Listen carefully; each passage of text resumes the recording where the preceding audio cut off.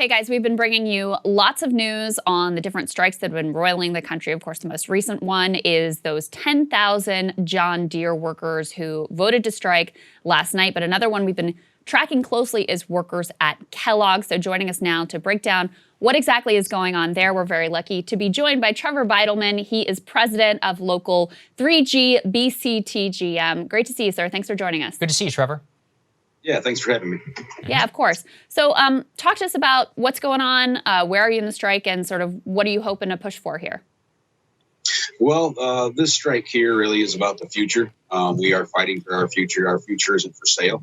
The company has been insisting upon pushing to this two-tier benefited system and taking away the path of some of our current employees to have the premium health care that we have and also the pensions that we have that they already have coming to them.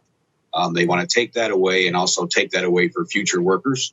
And, the climate of what's been going on the last 20, 30 years has been to do that. It's been to protect yourself and let the future go. And we are standing firm on this to kind of reverse this trend and stop this cycle. Yeah, can you explain that two-tiered system a little bit more? As I understand it, what the company wants to do is hire people as quote-unquote transitional workers to deny them all the benefits that you guys had previously agreed on. And then even worse is move some legacy workers into the transitional period and deny benefits. Am I understanding that correctly? Not quite entirely. Okay. The legacy term, we really hate that term. They kind of came up with that. But it wouldn't actually move any legacy into that transitional. However, we do have 30% of our workforce that is in this transitional that is supposed to transition into this quote unquote legacy. So really what you have is the bulk of us legacy employees are actually turning down things to fight for the future.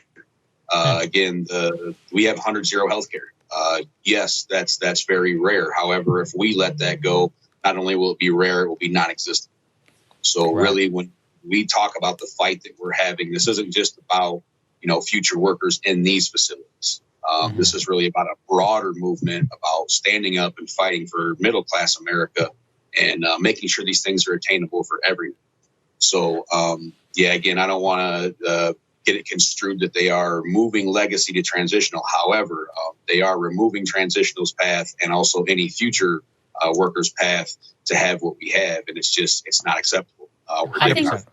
I think it's a really important point that you're making, too, that some of you are fighting not so much for yourselves, but for your brothers and sisters, not just at your union either, but across the country, because we've seen these two-tier systems put in place in a lot of places. I believe it's one of the issues that the John Deere workers are striking over as well. When did these start to come into place, and what is the sort of impact on them in terms of the labor market, in terms of what workers can look forward to and for benefits and wages? Well, again, if you look at this from a Kellogg standpoint anyway, this goes all the way back to the late 90s when they first started shipping jobs to Mexico. They came in with what was a casual workforce in our facility.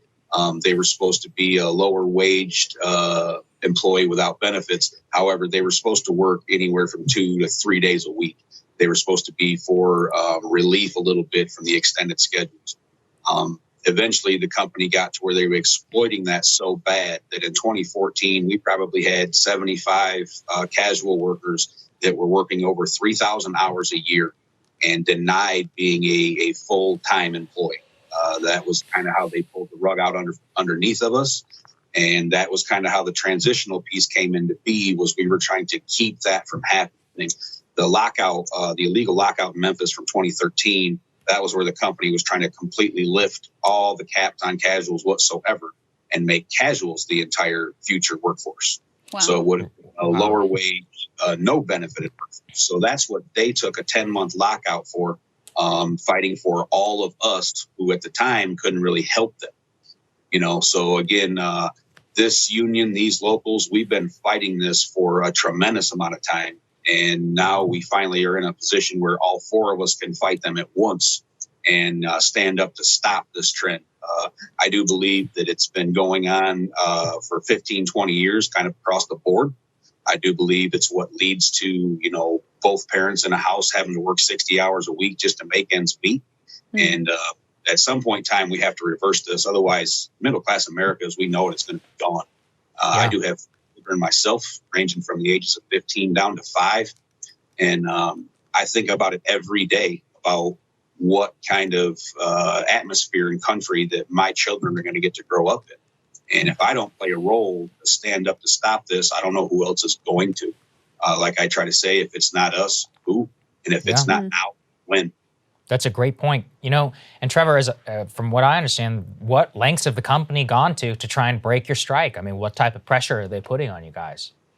Well, they keep trying to make this narrative that there's the employees, there's the company, and then there's the union. Like the union is some kind of abstract thought that we are forcing these Kellogg employees to do things that they don't want to do, which is absolutely not the truth. The company speaks about the membership never voting on this offer. Well, first off, the offer was illegal. However, the company spent a good 72 hours explaining that offer to our entire membership. Anybody that would listen, sent them stuff in the mail at home, direct bargaining with them, stopping them in the hallway, direct bargaining with them. So really, our strike permission vote was a referendum on what they were offering. And it was overwhelmingly rejected, over 90% willing to go on strike over what was there. They're also bringing in third-party workers, which I know it's already been explained a little bit. Our concern there is not so much that they can run the facilities, because bottom line, we're the best at what we do. We're not concerned that they can replicate that. We are concerned from a food safety standpoint. This is the group that they brought in during the lockout. And, you know, they stole everything that wasn't bolted down. You know, they had people in there taking lunches from supervisors to where supervisors had to lock themselves inside doors.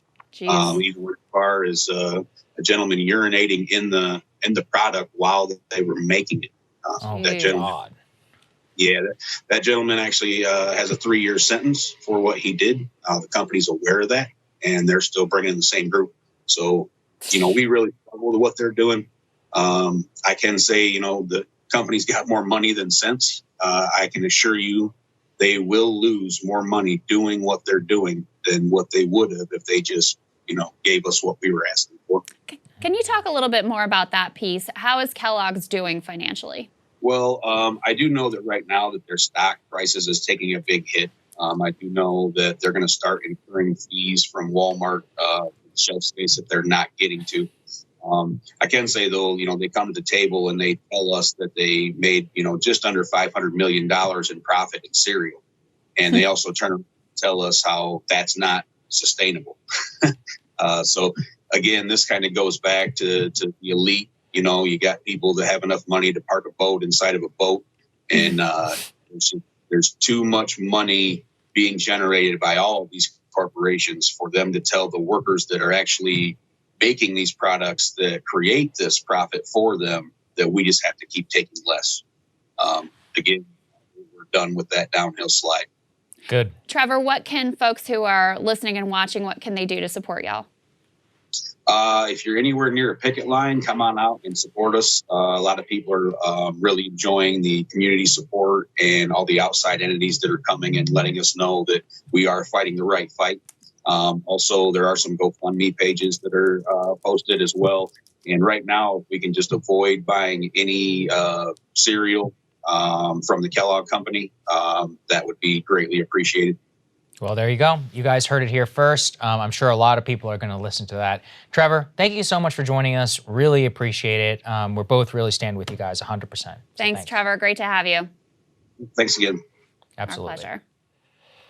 Thank you guys so much for watching. We really appreciate it. You know, I've been transparent now this for a couple of months just because this is how it has to be. But, you know, we are watching a precipitous decline in our YouTube revenue, specifically because of demonetization, copyright, or whatever. And I've really thought about it, Krystal. It doesn't make any sense to have a system for us to be able to present the best show possible while having to be mindful of all of these different constraints. And thinking about that, the only way around it is if you guys can support us becoming a premium member and more. It makes it so, once again, I see a 40% drop. I'm like, all right, well, it is what it is. No We big can deal. pay We our plan for bills. that. It's not an issue. That's what leads to all of these crazy workarounds that people have to try and do in order to talk and just give people the best possible show that they can. The cable companies don't have to worry about any of this stuff, but apparently we do, and that's okay. We have our business set up that way, but it only works if you guys can support us. So link is down there. You get all kinds of benefits, but really what is it about is making sure that we don't have to worry. So thank you very much. Yeah, we love you guys. You've made it so that we don't have to worry about it whatsoever. And just a couple programming notes. So we have that new segment with Daily Poster. Yep. That'll be posted tomorrow. We'll have more great content for you guys over the weekend. And we will see you back here on Monday for a full show. Check out over the weekend too. We've been doing these, I don't know if you guys have seen, we've been doing these mini shows. Mini where we shows on put your podcast all of app. our extra content together in one show with the Daily Poster segment as well. And those are being posted on the podcast apps as well. So look for that too. People seem to be enjoying them. Love you guys. We'll see you back here for a full show on Monday. See you Monday.